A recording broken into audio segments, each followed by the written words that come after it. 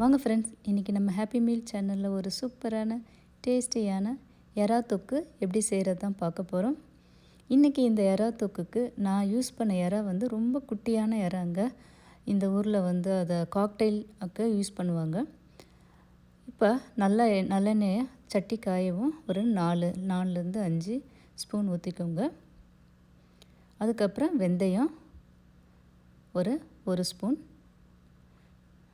நல்லா அந்த வெந்தயம் கொஞ்சம் பொரிஞ்சு வர டைமில் நம்ம வெங்காயத்தை வந்து நிறைய தொக்கு வேணும்னு நினச்சிங்கன்னா கொஞ்சம் நிறையவே சேர்த்துக்கோங்க. நான் ஒரு 4லேருந்து 5 கை எடுத்து வச்சுருக்கேன். நல்ல பொடியாக கட் பண்ண வெங்காயம். இது வந்து கொஞ்சம் மஞ்சள் கலரில் இருக்கும் இந்த வெங்காயம், அதனால் இந்த கலரில் இருக்குது.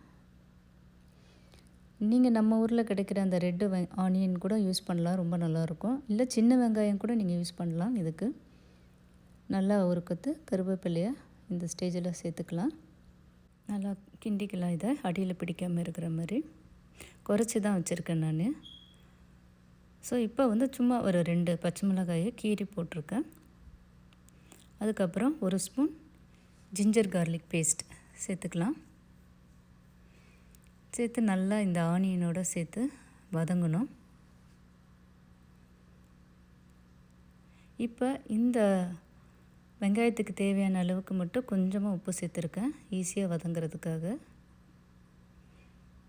நல்லா அடியில் பிடிக்காமல் கொஞ்சம் அதிகமாக வச்சு நீங்கள் கிண்டிகிட்டே இருங்க, அப்போ தான் சீக்கிரம் வதங்கும்.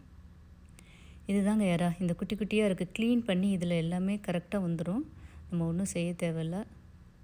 ஸோ நல்லா சகப்பாக இருக்குது பாருங்கள், குட்டி குட்டியாக இருக்கும் எறா. டேஸ்ட்டும் நல்லாயிருக்கும். இந்த குட்டி எறா தான் பெரிய எறா விட இங்கே. ஸோ நல்லா இதை வந்து இந்த இஞ்சி பூண்டு அந்த பேஸ்ட்டோடு இந்த எறாவே சேர்த்து வதக்கிறப்ப அந்த ஸ்மெல்லாம் இருக்காதுங்க, அந்த நான்வெஜ் ஸ்மெல்லு. இப்போ மஞ்சள் ஒரு 6 ஸ்பூன் சேர்த்துக்கலாம். இந்த எறா தொக்கு ஆக்சுவலாக நம்ம சுட சுட உள்ள ஒயிட் ரைஸுக்கும் சரி, நான்வெஜ் சாப்பிட்றவங்களா இருந்தால் நல்லா சாம்பார் சாதத்துக்கும் பருப்பு ரசம் அப்படி வைக்கிற டைமில் சூப்பராக இருக்குங்க. 1 ஸ்பூன் வந்து மிளகாத்தூள் சேர்த்துருக்கேன். அதுமாதிரி 1/2 ஸ்பூன் வந்து மிளகுத்தூள், நல்லா அந்த நம்ம கருப்பு மிளகு இருக்குங்களா, அந்த மிளகுத்தூள் சேர்த்துருக்கேன். நல்லா இதை வதக்கிக்கலாம் ஈவனாக எல்லா பக்கமும். இப்போ நல்லா ஒரு சின்ன தக்காளியாக இருந்தால் 2 தக்காளி, பெரிய தக்காளியாக இருந்தால் நல்லா ஒரு தக்காளி நல்லா இது மாதிரி கட் பண்ணி சேர்த்துக்கலாம். நல்லா வதக்கி விட்டுக்கலாம், எல்லா மசாலாவோட தக்காளி சேர்கிற மாதிரி. அவ்வளோதாங்க. இந்த தக்காளி கொஞ்சம் மேஷ் ஆகணும், தண்ணியெலாம் எதுவும் சேர்க்கணுன்னு அவசியமே இல்லை இதுக்கு, ஏன்னா நம்ம தொக்கு மாதிரி தான் பண்ண போகிறோம்.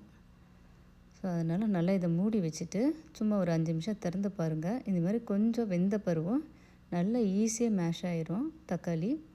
நல்லா இப்போ இந்த ஸ்டேஜில் சீக்கிரம் வதங்கிடும். பாருங்கள், அதிலே தண்ணி தெரியுது பாருங்கள். இப்போ நல்லா தேங்காய் எண்ணெய் கொஞ்சம் இந்த குட்டி ஸ்பூனில் நான் 2 தடவை ஊற்றிருக்கேன், அவ்வளோதான். அந்த வாசம் நல்லா இருக்குங்க இந்த டைமில் போடுறப்ப. அது மாதிரி கருவேப்பிலையும் இந்த ஸ்டேஜில் கொஞ்சம் சேர்த்துருக்கேன். இந்த ஸ்டேஜ்லேயே போதும்னு நினச்சிங்கன்னா கூட நீங்கள் ஆஃப் பண்ணிடலாம். கொஞ்சம் நல்லா லிக்விடோடு சேர்த்து வேணும் அப்படின்னு நினச்சிங்கன்னா, இல்லை எனக்கு ரொம்ப ட்ரையாக தான் வேணும் அப்படின்னு நினச்சிங்கன்னா இன்னும் கொஞ்சம் நேரம் அந்த தண்ணி போகிற வரைக்கும் வதக்கி விட்டுக்கலாம். இப்போ 1 ஸ்பூன் பெப்பர் கடைசியில் முடிகிறப்ப கொஞ்சம் அந்த காரத்துக்கு நல்லாயிருக்கும், அதுவும் கொத்தமல்லியும் சேர்த்து நம்ம ஸ்டவ்வை ஆஃப் பண்ணிடலாம். ஸோ எனக்கு இந்த ஸ்டேஜில் பிடிச்சதுனால இதிலேயே நான் ஆஃப் பண்ணிடுறேன். இன்னும் இதை விட ட்ரையாக கூட எங்கள் வீட்டில் பண்ணுவாங்க.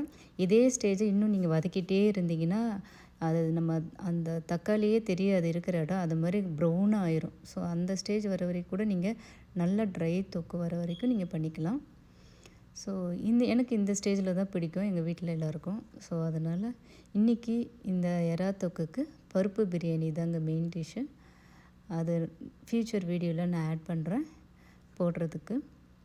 சூப்பராக இருக்குங்க பருப்பு பிரியாணியோட இந்த எறா தொக்கு சேர்த்து சாப்பிட்றப்ப. கண்டிப்பாக நீங்களும் ட்ரை பண்ணி பாருங்கள். எப்படி இருந்துச்சுன்னு கமெண்ட் பண்ணுங்கள். மீண்டும் அடுத்த ஒரு வீடியோவில் சந்திக்கலாம். தேங்க்யூ.